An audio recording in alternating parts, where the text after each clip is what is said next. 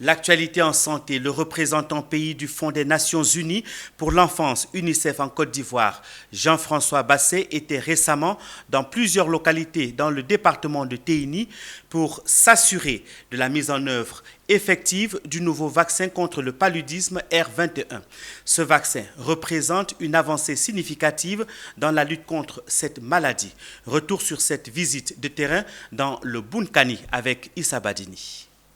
Jean-François Bassey, représentant pays du Fonds des Nations Unies pour l'enfance en Côte d'Ivoire, en visite dans le Bunkani.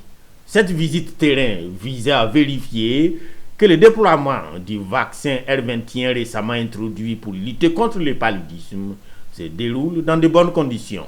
Dans les localités de Niamoué, Doropo, Téni et Kouébounou, ce fut l'occasion pour lui de rencontrer les responsables locaux de la santé, les agents de santé communautaires et les bénéficiaires du vaccin pour recueillir leurs retours et évaluer les premiers impacts de la campagne de vaccination.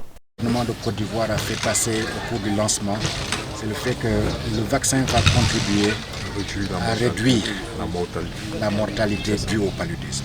Et ça, ce serait une avancée très importante dans le cadre de la santé publique ici en Côte d'Ivoire. Les autorités sanitaires locales ont présenté les premières données sur la couverture vaccinale et la réaction des communautés locales. Sur une cible de plus de 4000 doses prévues, le directeur départemental de la santé à Téni a indiqué que plus de 400 doses ont été administrées en une semaine. Nous avons réceptionné les vaccins le 14 juillet 2024 et nous avons procédé à la formation des acteurs qui vont faire la vaccination dans les villages et dans les hameaux.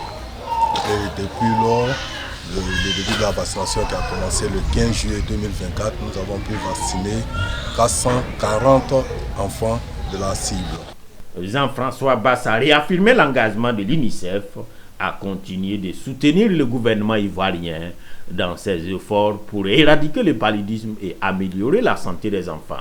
Il a également promis que l'UNICEF continuera à fournir l'assistance technique et les ressources nécessaires pour assurer le succès de la campagne de vaccination.